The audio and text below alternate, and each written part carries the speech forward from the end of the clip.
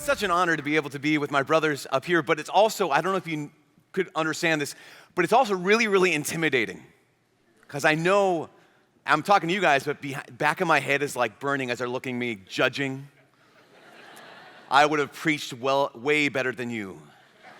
I would not have said that. You just said that wrong. In fact, I don't know if you guys know when we can celebrate with other brother priests, you're like, am I doing this right? I mean, I went to school for this, and they're like, your arms are like this? Dude, it's 45 degrees, not 46. You know, that kind of thing. Because I mess up all of the time, and that's the thing is like, normally, I'm like, nobody notices it, but when the other priests are here, I'm like, they notice everything. Because, I mean, all the stuff that I take in, you know, different songs and different music, songs and music, you know, different TV shows and other TV programs. But like these kinds of things, I often hear it one way, and then I remember it that way. You know, have you ever do this where you get like a song lyric wrong? I had this, so I listen to a lot of my music off of YouTube because I'm cheap, and secondly, because I really like YouTube cover bands. Like, I really, really like YouTube cover bands. I think a lot of times a cover band does a better job of the song than the original person. Like, you know, nothing against Taylor Swift at all, but I Knew You Were Trouble, her version is like, meh. But Walk Off the Earth's version of I Knew You Were Trouble with Korean effects is like Korean beatboxer comes on like, I can't do it at all, but like he does this, it's amazing. But the problem with this is that oftentimes I hear a different version of the song than is the original, and so I'll start singing it and people get scared. For example, whenever I pass a thrift shop, I always have in my head, I'm gonna pop some tabs, I got $20 in my pocket, I'm hunting, looking for us to come up. And then whenever I'm doing this with high schoolers, with college students, they're all looking going, what are you gonna say? I've heard the YouTube cover of this song. I did not know that he swore in this song. I was singing it all over the place, like, I'm hunting, looking for us to come up, this is something awesome. And they're like, what? Like, that's how it goes, right? Like, no, Father, that's not how it goes. That's not how it goes at all. I'm at a payphone trying to call home. All those fairy tales are full of it. One more stupid love song, I'll be sick. That's how I thought the song went. I did not know that this guy has an obsession with singing swear words. Or like even Katy Perry's, this is a little bit, throwback a little bit, but A Teenage Dream. So what she says is, I didn't realize this because I don't listen to the rule, is let's go all the way tonight. No regrets, just love. Which is pretty ridiculous. I mean, anyways, I don't have to go into that. That's for the purity talk later on. But the cover version I heard of is, let's just talk all through the night. There's no need to rush. I'm like, I like that. That's some good advice. So I don't know if Nathan and Caroline want me to join the band the next set, but I can lend my vocals, obviously, to you guys. But these songs get stuck in my head, and whenever you go past the thrift shop, that's the song. Anyone talks about teenagers or dreams, I'm like, that's the song. Whenever someone talks about Joseph in the Old Testament, I'm like, Joseph. Oh no, not he. Why you can accuse him? He's a mystery, right? You know, we know the story of Joseph, right? Joseph in the Old Testament, he had this amazing Technicolor dream coat.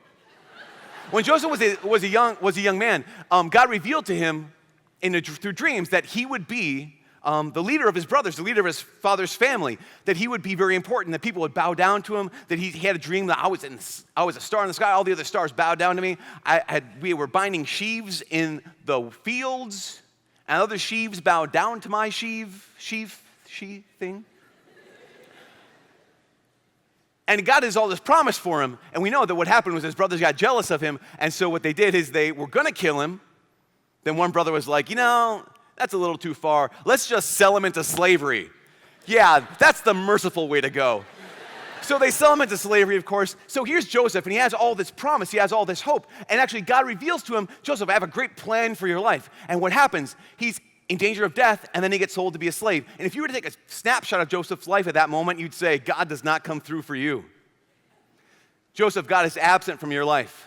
But Joseph gets sold to a guy named Potiphar, and Potiphar really likes Joseph. And so Joseph raises up in Potiphar's household. Unfortunately, Mrs. Potiphar also really liked Joseph. And so she came on to him, and Joseph, being a righteous man, said, thank you, Mrs. Potiphar, but I'm not interested.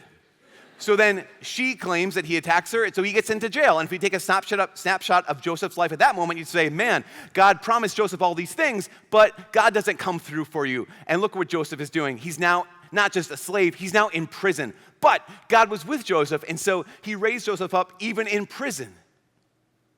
But he's still in jail until Pharaoh has a dream, and God gives Joseph the ability to interpret this dream so that God then raises up Joseph to be the number 2 most important person in the most important nation on the face of the earth at that time, Egypt. So here goes Joseph, from being just this brother with these dreams, nice coat, but whatever, in danger of death, a slave, in prison, and now he's in this position to be able to save the entire world. And that's what happens. Pharaoh has a dream. There's going to be 7 years of plenty, then 7 years of famine. And Joseph interprets that and says, what I recommend is that during those years of plenty, you stock up some food so that during the 7 years of famine, we can feed the world. We can save countless lives. And that's what happens. Ultimately, as we know, here's the story, is that Joseph's brothers come to him because they're starving too, and they don't recognize him. Because if he recognizes them, though, this is kind of incredible. He recognizes his brothers because they just look like themselves. They look like the children of their father that he knew. Meanwhile, Joseph, he's been living in Egypt, so now he looks like an Egyptian. He talks like an Egyptian. He walks like an Egyptian. And so he finally reveals himself. I am your brother Joseph. And bring our father and bring our whole family, come live in Egypt. I'll care for you. And they're like, how can you have so much mercy on us? They think that he has mercy on them because their dad is alive. And now in this story today, their father has died. And they think, well, now that dad is gone, Joseph will finally take his revenge on us. But Joseph says something that I really want to focus in on. He says, essentially, I'm not going to take vengeance on you. I'm not going to take justice on you. I'll give you mercy because of this. Because what you did to me, you intended for harm. But God meant it for good. Like what happened to me was terrible. Terrible suffering, terrible evil, terrible pain. But Joseph knew the secret. One, God was there the whole time. Even if you would have taken a snapshot, it would have looked like God wasn't there. God was there the whole time. And number 2 is God can take even the worst thing and use it for good. This is really important for us to realize this morning because you may find yourself now or soon in a place of great suffering, in a place of great pain. Maybe you actually gave your life to Jesus and all you got back was pain. And if you take a snapshot of that moment, you might think, see, that's what you get. Try to follow God. He kicks you in the shins, takes you out at the knees. Just one snapshot says you try to follow God and he's going to let you down. But remember the story of Joseph. One faithful life has the ability to change the world. Someone who knows Joseph was chosen by God. Everyone here, you all have been chosen by God. And your one life, you living that life with God and for God, has the ability, has the power to change the world. Do I have to? It's so lame. I just want to live my life. I just want to do what I want to do. Has anyone here seen Man of Steel? Okay, this is my required reference to superheroes that I must do at every Steubenville conference. You guys, you don't understand how much I love Superman. In a totally awesome dude way. Superman is awesome. In this movie, although Zack Snyder, the guy who made this movie, was like, he put in so many overt Christian symbols and like so many overt Christian themes. He actually said, I want pastors to preach on Man of Steel this coming Sunday. So I said, dear Zack Snyder, does Saturday count? So at one point, I don't know if you've seen this movie, at one point, here's Superman, he's in this spaceship, and the projection of his father is talking to him. Superman is Kal-El, his father is Zor-El. Lois Lane, who's his love interest, I'm not sure if you guys know the Superman genre, she's hurtling to Earth, and she's gonna die. And Superman realizes this, and Zor-El, his dad, looks at him and says, you can save her. You can save them all. And so Superman like floats out, instead of just like diving out of the spaceship and like swimming, flying down to her, what he does is this, he like floats backwards outside of the spaceship like this. Like, wait a second, I've seen that symbol before. You can save her. You can save them all. Oh. Right? You imagine, and then he does it, right? And the idea is this, what if Superman was like, but I'm just like tired. I'm gonna get punched through like 20,000 buildings in the next 20 minutes. This fight scene is gonna go on and on and on. I just want a sandwich. I mean, because sometimes it's like, you could change, if you belong to Jesus, if you live a with God life, you can actually change the world. Here's Joseph, who lives a with God life, and the world is saved through him. Here's Kal-El. You have the ability. Do you want to? You've been chosen. Do you even care? Here's the question I have to ask myself, gut check. Do I want to be chosen? Do I want to have that kind of influence? Do I want to have that kind of power in the world? Now you might think, I don't have that lot of power. What kind of influence can I have? I'm just a high school student. I can't do a whole lot. There's a story, goes way back, about this little kid on a beach. And what happened was, the tides would come in and they would deposit all this stuff, on the, like shells and whatnot on the beach. This time the tide came in and it deposited all these starfish, which are a living creature, and then the tide went out and all these starfish, like just countless starfish, are on the beach. And this little kid is walking down the beach, and every so often he picks up a starfish and he throws it into the water. He's trying to save all the starfish. But there's so many starfish out there that he could never save all of them, but he keeps doing it. He keeps going to one starfish and throwing it in the water. Next starfish, throwing it in the water. And this adult comes along, this man comes along and sees this kid doing this, and he starts laughing. And he asked the kid, he said, are you kidding me? Do you really think that you can save all of these starfish? Like, what you're doing, how does it matter? What difference does it make?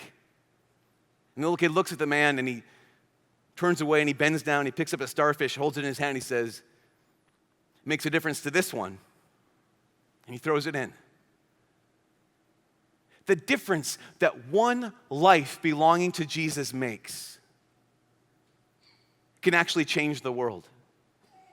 The fact is, you and I, you have been chosen. And the big question is this: will I choose Jesus back? Will I let him use me? Will I let him change me? Here's a question. If you could change one thing in the church, what would it be? You don't have to say it out loud. But if you just think about this, if you could change one thing, here's the whole church that Jesus established, the Catholic Church. If you could change one thing in the church, what would it be? You get the power for one day to change one thing in the church for the rest of eternity. What would it be? Mother Teresa was asked that question. They said, Mother Teresa, you're a Catholic, right? She's like, yes. If you could change one thing in the church, what would it be? And she looked back at the interviewer and said, me. I'd change me. Or better, I would let Jesus change me. If I could change one thing in the church, I would let Jesus change me. Because I don't have the ability to change anyone other than me. I really don't have the ability to have a lot of influence on anyone other than me. And you think, well, what difference does that make? 2 days ago, we celebrated the feast of a guy named St. Benedict. I don't know if you've heard of St. Benedict, but St. Benedict was living back in the 4th century or so, 4th, 5th century. And this guy, he heard the gospel. He knew he was chosen by God. And so all he did was he just went out into the hills around his hometown and he just prayed. He prayed up in those caves up there. Started living up there. Started just giving his time to Jesus. And then people started coming out and saying, Benedict, we want to live like you live. Benedict, we want to pray like you pray. Benedict, how do we do this? And so what he ended up doing ultimately was founding the monastic system. He founded monasteries, essentially. I don't know if you're aware of this, but there have been numerous times when Western civilization was about to collapse. There was no hope for it. And the thing that saved Western civilization were monasteries, principally Benedictine monasteries. So actually, realize that we are able to live in the United States because, think about this, because one guy, chosen by God, decided to do something enormously important. What was that thing? He made the choice to spend time with Jesus. That's it. I mean, think about this. The world is forever changed because Benedict was willing to spend time with Jesus. Later on, a number of years later, hundreds of years later, the church again, Western civilization again, was falling into ruins. Like collapsing, the church was in a really dark, dark place. And this one guy named Francis, he was chosen by God. And what did he do? He decided to spend time with Jesus. And so he went into the hills surrounding his hometown and just spent time with Jesus and just prayed. He just gave Jesus his time. And what happened? People noticed that, noticed a life changed, and they followed him. And the church, through God's grace, was absolutely saved, transformed, redeemed, renewed, because one guy was willing to spend time with Jesus. What can I do? How can I live a life that actually belongs to Jesus? Spend time with Jesus. Yeah, but I want to do something. Okay, spend time with Jesus. There's nothing more practical than love. Say this again. There's nothing more practical than love. And loving God isn't having feelings about God. Loving God is not having like a great intentions. Loving God is this. Am I willing to do what he says? Am I willing to spend time with him? The degree to which I'm willing to spend time on Jesus is the degree to which I care about him. If I'm not willing to change my schedule so that I can pray every day, then I'm not really a disciple of Jesus. If I'm not willing to change my schedule in order to spend time with Jesus, I'm not really living like someone chosen by God. And so then what I'll do is I'll go to Mass on Sunday or Mass during the week, and I won't feel any different. I won't experience, not just feeling, I won't experience a change in my life. You know, the church is filled, our church is filled with people who go to Mass every single Sunday, and they don't look any different. Amen? I am a kind of person who goes to Mass every day, and some days I'm like, can anyone even tell the difference? I think a piece of it is this. You know, we continually affirm this, that what we do at the Mass is the most important thing. It's the most powerful thing that anybody in the course of their life will ever do. You think if it's that important that we'd see a bigger change. I think one of the reasons we don't see a big enough change is because we try to do this. We try to orient our day and spend our time like we want to. Then we give God his hour. Okay, go ahead, God, go ahead and change me. And then we don't experience a change. Or maybe you're one of those people who've actually decided to start spending time with Jesus on a regular basis. And you're like, I don't experience any difference in my life. I don't see a difference. Well, here's the question. Is my life actually coherent? Do I live every day like someone chosen by God? Here's what I mean. Have you guys ever heard of the thing called P90X? Tony Horton with P90X. Do it, I don't know. So I know a number of people who have done P90X. There's been people actually that I am friends with who I was speaking with. I remember one guy in particular, I said, oh, have you heard of P90X? And he's like, yeah, I just got done. I finished it last week. And I was like, really? Because this thing promises results. I mean, have you ever seen those infomercials? Like, I don't know how many hours, number of hours I've wasted watching those infomercials, like, that's so awesome. I could have actually done P90X like 4 times. But I see these people, and I did all the workouts. I showed up every day. I kept pressing play. I kept doing all these workouts. And you look at them, and you're like, I don't think you did. The main key is this. I know one guy. He's my little brother. He did P90X a couple summers ago. And the guy, I mean, he's kind of a small guy in the first place. He started doing P90X. And when he got done, I remember at one point he took off his shirt. We were at the beach. And I'm like, what the heck?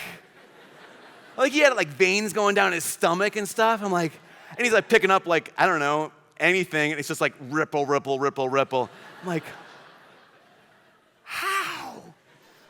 I mean, what's the difference between what my little brother did and all these other people I know who've done P90X where I'm like, I can't tell. Here's the thing, my little brother said this. Well, I said, Maddie, you are insanely ripped. He's like, well, yeah. It's your... Father Mike, I have the same genes as you. Just kidding. He said, yeah, well, you have to follow the diet. That's a key. A lot of times when we get into working out, we get to doing our stuff, and we're like, no, I'm doing all this work and I don't see any results. Well, yeah, but what are you taking in? I don't see a difference if I'm doing all this effort, making all this effort, I continue to show up, I continue to press play, I continue to work out, but I don't care about what I ingest. And so I don't see results. My little brother, well, yeah, you got to also follow the diet or you're not going to see a difference. So many Catholics will continue to show up to Mass, they'll pray their rosary, they'll spend time with Jesus, but then I'll listen to whatever I want to listen to. I'm going to pop sometimes. Yeah, I'm praying, and so I get to watch whatever I want to watch. Barney Stinson. Or yeah, I'm praying a rosary, I'm praying Liturgy of the Hours, and so then in my downtime, I can laugh at Stewie. But no. And then I start wondering, how come I don't experience a change? How come I'm not closer to Jesus? I'm doing all this work, yes, but I'm taking in whatever I want to take in. There is nothing more practical than love. Love will determine how you spend your time. Love will determine the kind of movies you watch. Love will determine what kind of things you laugh at. If you love Jesus, it should determine what kind of music you and I listen to. If we love, it has to change our choices. This is my invitation for you today during this Mass as we worship our God, Father, Son, and Holy Spirit at this Mass on this altar. I'm just going to ask you, you know that you've been chosen. What is the way, practically speaking, you're going to choose to love God back? The world was changed because one man, Joseph, was willing to be faithful even in the midst of suffering. The world was changed again when Benedict was willing to spend time with Jesus when it looked like wasting time with Jesus. The world was changed when Francis was willing to cut out the relationships in his life that did not get him closer to Jesus and spend time with his Lord. What could happen if you and I were willing to actually choose Jesus with our time, to choose him with our movies, to choose him with our songs, to choose him with our TV shows, to choose him in the people that we love?